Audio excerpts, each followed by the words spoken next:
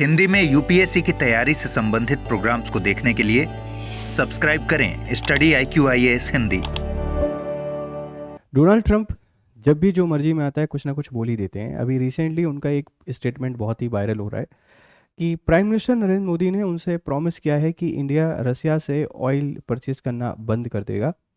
अभी उसमें समय लगेगा, इसीलिए धीरे धीरे ये प्रोसेस कंप्लीट हो जाएगी। अब डोनाल्ड ट्रंप, आप सबको पता है कि अपनी बयानबाजी के लिए जाने जाते हैं। वो कभी भी मीडिया में आते हैं और किसी भी तरीके का कोई भी बयान दे देते हैं। अब उनके एक बयान से फिर हमारी जो फॉरेन पॉलिसी है इस पर बहुत इफेक्ट पड़ सकता है। इसीलिए हमारी जो फॉरेन मिनिस्ट्री है उसने एक प्रेस रिलीज़ की है, या आप लोग कह सकते हैं कि एक अपडेट जारी की है, और उसमें बताया है कि भारत की क्या प्रायोरिटीज़ हैं, भारत की क्या ज़रूरतें हैं, और डोनाल्ड ट्रंप का जो बयान है उसके बारे में भी बहुत सारी बातें आपको बताई गई हैं। आज ढेर सारी चीज़ें समझने की कोशिश करेंगे कि एनर्जी सिक्योरिटी क्या है और क्यों ये मुद्दा इतना बड़ा है। मतलब क्यों डोनाल्ड ट्रंप कभी भी आके कुछ भी कह देते हैं।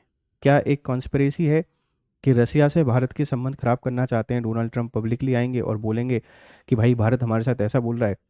इसका हिडन मैसेज कोई समझ ही नहीं पा रहा है। इसका हिडन मैसेज यही है कि अगर इंडिया और रसिया दोनों इमेच्योर बिहेव करने लगे तो रसिया इस बात को सीरियसली मान ले कि इंडिया ने जो ऑयल इंपोर्ट कम किया है वो डोनाल्ड ट्रंप के प्रेशर में किया है, तो शायद हम दोनों के रिश्ते खराब हो सकते हैं। पर उनको नहीं पता कि ये रिश्ते बहुत पुराने हैं दोनों के।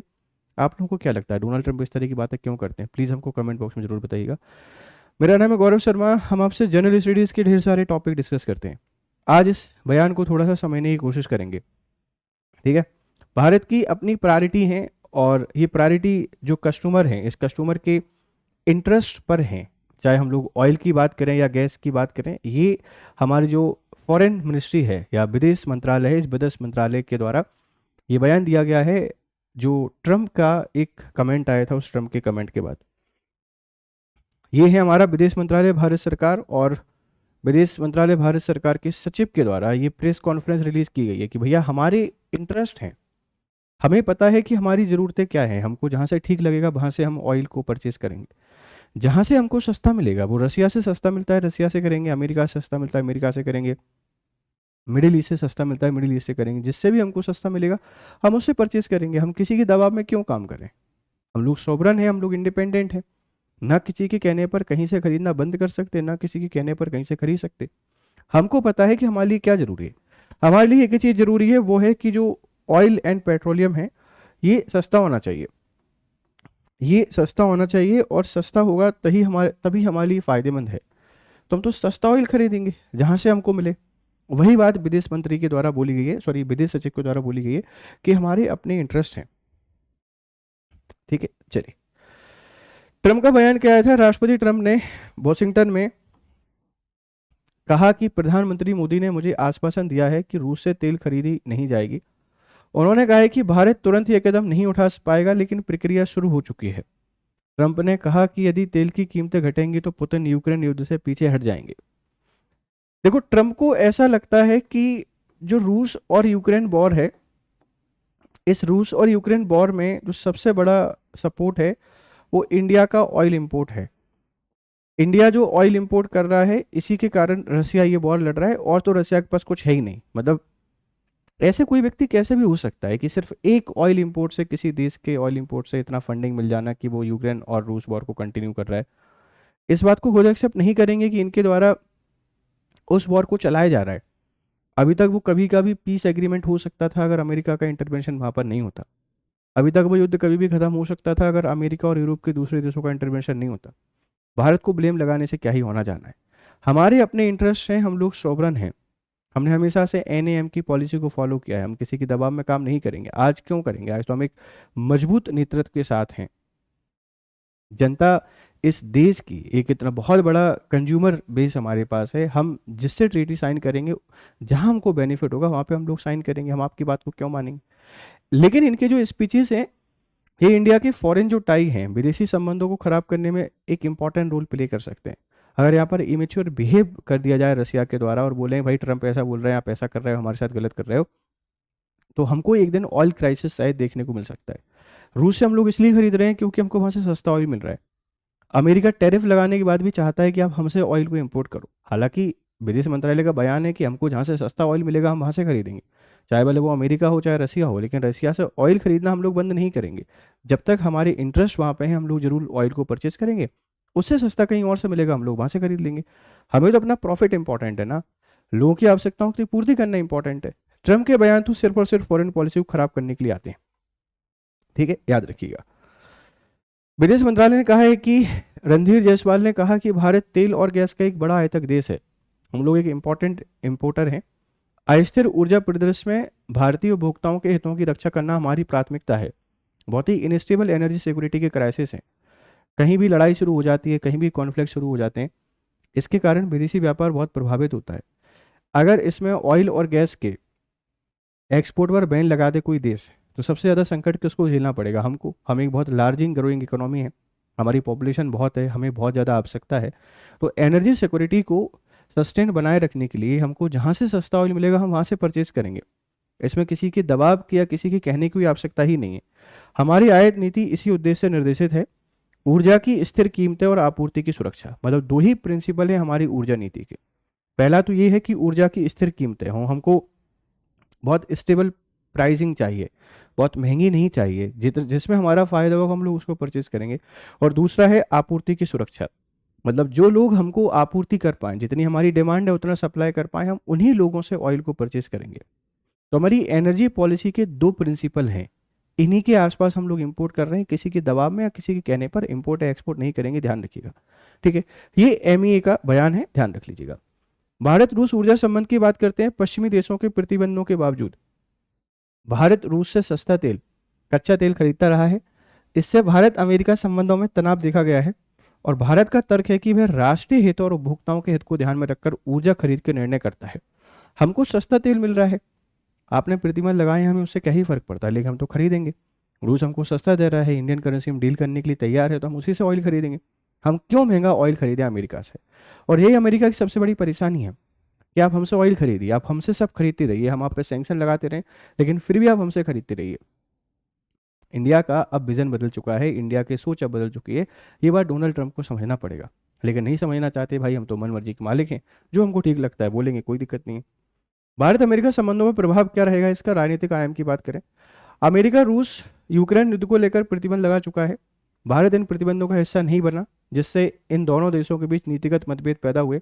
लेकिन दोनों देश रणनीतिक साझेदारी बनाए रखना चाहते हैं। देखो, पॉलिटिकली इनके बीच में डिस्प्यूट चल रहे हैं, लेकिन रणनीतिक तौर पर दोनों के बीच में बातचीत जारी है। राजनेता आते जाते हैं, लेकिन डिप्लोमेसी हमेशा बनी रहती है। तो रणनीतिक तौर पर हमारे संबंध हम बनाए रखना चाहते हैं, अमेरिका भी चाहता है, शायद इसीलिए बातचीत चल रही है। घरेलू राजनीतिक प्रभाव क्या है? सरकार अपने निर्णय को राष्ट्रीय हित में सर्वोपरि बताकर जनता को संदेश देना चाहती है कि भारत स्वतंत्र निर्णय लेने वाला देश है, अपने अपने स्वयं के डिसीजन है, हम किसी के दबाव में काम नहीं करेंगे, इस बात को ध्यान रखिएगा। रूस के साथ संबंध, रूस भारत का पारंपरिक रक्षा सहयोगी रहा है, ऊर्जा क्षेत्र में नया सहयोग आयाम जोड़ता है। हम लोग हमेशा से एक दूसरे के रक्षा सहयोगी रहे हैं। अब रूस से हम लोग ऑयल को इंपोर्ट कर रहे हैं, तो एक नए स्ट्रेटेजिक रिलेशन को यहाँ पर बिल्ड कर रहे हैं। तो अमेरिका से रणनीतिक संबंध हम बनाए रखना चाहते हैं, अमेरिका भी बनाए रखना चाहता है, क्योंकि बहुत सारे भारतीय अमेरिका में रहते हैं, हमको इस बात को भी ध्यान रखना है, राइट। और देश की संप्रभुता और स्वतंत्रता की हमको ध्यान रखना है। रूस से भी हमको रिश्ते बेहतर बना के रखना चलना है, ये हमारी पॉलिसी का हिस्सा होना चाहिए।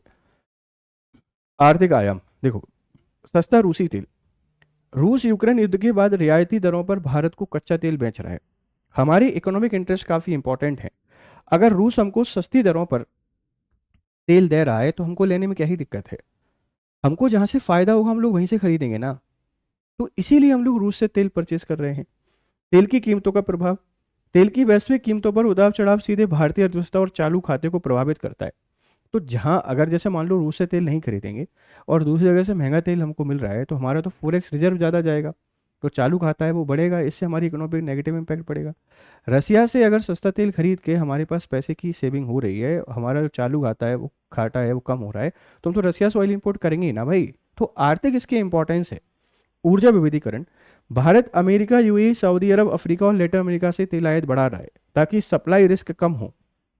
भारत सरकार का बहुत क्लियर कहना है कि जिस तरीके से अभी पूरी वर्ल्ड जो ग्लोबल सिनेरियो है इसमें चेंजेस हो रहे हैं, कहीं भी टेंशन क्रिएट हो जाते हैं, इसके कारण परेशानी का सामना करना पड़ सकता है। इसीलिए जो भारत है वो सबके साथ ऑयल इंपोर्ट या ऑयल जो रिश्ते हैं उनको बेहतर बना रहा है, ताकि हमको परेशानी का सामना ना करना पड़े, कल किसी भी ऐसी परेशानी का हिस्सा हम लोग ना बने जिसके कारण हमारी अर्थव्यवस्था को स्लो डाउन देखने को मिलेगा। ऊर्जा सुरक्षा भारत की नीति, energy at affordable, reliable and sustainable price, दीर्घकालिक रणनीति, स्ट्रेटेजिक पेट्रोलियम रिजर्व एसपीआर का निर्माण है। देखो, सरकार की ऊर्जा नीति बहुत क्लियर है कि हमको energy at affordable, reliable and sustainable price पे चाहिए। दीर्घकालिक रणनीति स्ट्रेटेजिक पेट्रोलियम रिजर्व पर है, मतलब हम लोग बहुत लंबे समय तक पेट्रोलियम रिजर्व को स्टोर करना चाहते हैं ताकि भविष्य में कभी परेशानी ना आए। भूराजनीतिक संतुलन, geopolitical balance, Bharat multi alignment policy का पालन करता है। अमेरिका, रूस, पश्चिमी देशों के साथ संतुलित संबंध बनाना उसकी रणनीतिक स्वायत्ता, स्ट्रेटेजिक ऑटोनॉमी का उदाहरण है। हम रसिया से ऑयल इंपोर्ट कर रहे हैं, इसका मतलब ये नहीं कि हम लोग रसिया के दबाव में काम करें। अमेरिका ने टैरिफ लगाए हैं, रसिया हमारा पुराना दोस्त है, हम उसके साथ अच्छे संबंध बनाए रखना चाहते हैं, पर ऐसा नहीं है कि रसिया के प्रेशर को हम लोग फेस करें। हम स्वतंत्र हैं, जहां से तेल लेना चाहें ले सकते हैं, कोई दिक्कत नहीं है। जहां हमारे इकोनॉमिक इंटरेस्ट ज़्यादा इंपॉर्टेंट होंगे वहीं से हम लोग ऑयल को परचेस करेंगे, ये इसका रणनीतिक आयाम है, ध्यान रखिएगा। सुरक्षा आयाम, ऊर्जा सप्लाई की सुरक्षा, रूस यूक्रेन युद्ध, पश्चिम एशिया के संघर्ष और समुद्री मार्गों में अस्थिरता भारत की ऊर्जा सुरक्षा को प्रभावित करते हैं। इसलिए भारत विभिन्न स्रोतों से सप्लाई सुनिश्चित कर रहा है। अगर हम लोग देखो एक ही जगह से ऑयल को लेंगे और कोई भी चैलेंजेस आई, कोई भी प्रॉब्लम आई, तो कल हमारी इकोनॉमी के सामने चैलेंज आएगा।